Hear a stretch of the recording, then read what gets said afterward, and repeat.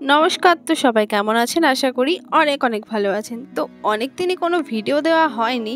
এই ভীষণ গরমে আর বাইরে বেরিয়ে ভিডিও করার মতো কোনো সাহসই ছিল না। তো আজ অনেক দিন পর আবার বেরিয়েছি। সামনেই যেহেতু রথ আর বেশি দিন নেই, তো সেই জন্যই দেখতে আসলাম এই জগন্নাথ মন্দিরের কীরকম আয়োজন চলছে। তো এইটা হচ্ছে পেছন গেট। হবিবপুর স্কনের ভিডিও আমার পেজে কিছুদিন আগেও একটা পোস্ট করেছি, তো আপনারা দেখেছেন।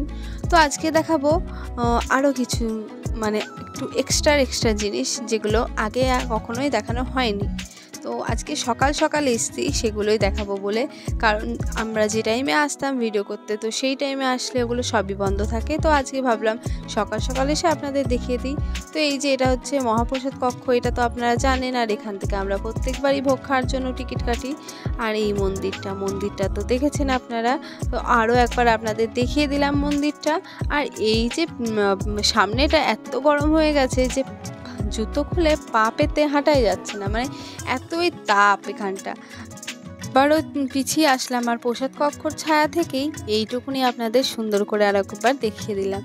তো আজকে ডাইরেক্ট যাচ্ছি ঠাকুরের কাছে, ভগবানের কাছে। তো আপনাদের এত সুন্দর করে আগে কখনোই দর্শন করাতে পারিনি। তো এখানে প্রভুপাদ শীল মহাশয় রয়েছে, তো ওনার সামনাসামনিই রয়েছে এখানে জগন্নাথ, বলরাম, সুভদ্রা, তার সাথে রয়েছে রাধারানী।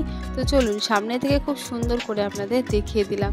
দেখুন কি সুন্দর লাগছে। আজকের পোশাকটাও খুব সুন্দর, সাজটাও খুব সুন্দর হয়েছে, সাথে মালাগুলোও কিন্তু ভীষণ ভালো লাগছে। আর এই মালাগুলো কিন্তু এখানেই গাঁথা হয়। তো আপনারা এর আগেও দেখেছেন এখানে মালা গাঁথতে, তো আজকে আরও একবার দেখিয়ে দিচ্ছি। তো আজকে বেশ অনেকজন মিলেই মালা গাঁথছে। তো যেদিন এখানে একটু ভালো অনুষ্ঠান থাকে, তো সেদিন মালা গাঁথার লোকটাও কিন্তু অনেক বেশি বেড়ে যায়। তো সামনে যেহেতু রথ উৎসব, তো সেই জন্য বেশ সব কিছুই দেখছি সুন্দর করে করা হচ্ছে, আর নতুন করে আবারও ঠিকঠাক করা হচ্ছে। ওদিকে রথটাও দেখলাম সামনের দিকে নিয়ে আসা হয়েছে, কারণ রথ তো টানাই হবে। তো সেটাও দেখাবো আপনাদের। তো এই যে দেখুন এখানে কত রকমের মালা গাঁথছে, রজনীগন্ধা এবং গাঁদা ফুল দিয়ে, সাথে গোলাপও রয়েছে। তো এনারা মালা গাঁথছে ছোট বড় অনেক রকম সাইজের, কারণ ছোট ওখানে অনেক মূর্তি রয়েছে, তো সেই জন্য ছোট এবং বড় দু রকম সাইজেরই মালা গাঁথছে। তো এই যে আরও একবার আপনাদের দেখিয়ে দিলাম এখানটা। আর এবার চলে আসলাম এই যে স্কনের ভেতরে যে দোকানগুলো রয়েছে। তো দোকানগুলো বন্ধ রয়েছে, আর কেউ নেই। তো যেটুকুনি পারলাম আপনাদের দেখিয়ে দিলাম যে এখানে কী পাওয়া যায়। তো এর আগে এখান থেকে আমরা দাম জিজ্ঞাসা করেছিলাম, তো সেই রকম কিন্তু দাম বেশি বলেনি, দামটা কিন্তু নর্মালই ছিল।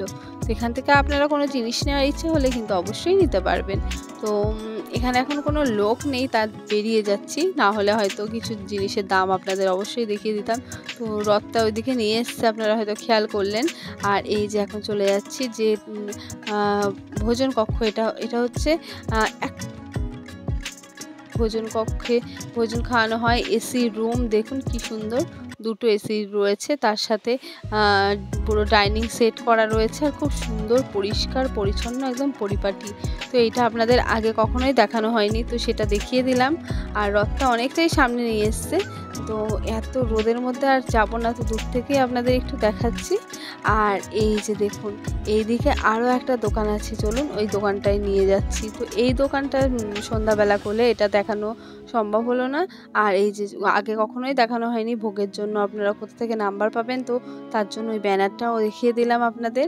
আর এখানে এই ব্যানারে নাম্বার রয়েছে, আপনারা আসলে অবশ্যই ফোন করে আসতে পারেন, বা এখানে এসেও কিন্তু আপনারা টিকিট কেটে খেতে পারেন। যে আগে করে এসেই টিকিট না কাটলে হবে না তা না, এখানে এসেও টিকিট কিন্তু আপনারা সাথে কেটে খেতে পারেন, ভোগ খেতে পারেন। তবে 120 টাকার যে ভোগটা রয়েছে সেই টিকিটটা কিন্তু আগেই শেষ হয়ে যায়।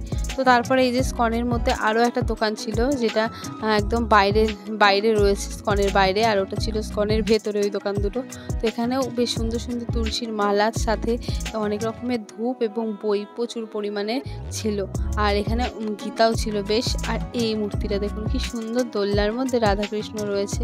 তো সব মিলিয়ে দোকানটায় কিন্তু প্রচুর রকমের আইটেমের ধূপ ছিল, এটা আমি কিন্তু দেখলাম আর আপনাদেরও দেখাবো। দেখুন এখানে কত রকমের, এই যে কোটোই যেগুলো দেখছেন এগুলো কিন্তু সব ধূপ। এই ধূপগুলো এক একটা সেন্ট এত সুন্দর বেরোচ্ছিল, জ্বালালে আবার কত সেন্ট বেরোবে। তো মানে কোটোর ভেতর থেকে খুব সেন্টটা ছুটছিল। যাই হোক, এখানে অনেক রকমের বই ছিল। জগন্নাথের মূর্তি দেওয়ার যে বইটা ছিল সেটা কিন্তু ভীষণ ভালো লাগছিল। তার সাথে খোল করতালও সব কিছুই পাওয়া যাচ্ছিল। তো আমরা সবটাই দেখলাম। আজকে আর এখানে ভোগ খাবো না, কারণ আজকে এখান থেকে আমরা যাব আরও কিছু জায়গায়, যেগুলো নেক্সট ভিডিওতে আপনাদের দেখাবো। তো কেমন লাগলো কিন্তু অবশ্যই জানাবেন। আর যদি কিছু জানার থাকে তাহলে সে নিশ্চয়ই বলবেন। রথের যেহেতু অনেক দেরি, সবে রথটা বার করা হয়েছে, আর কিছুই করা হয়নি। তো আজকের মতো টাটা।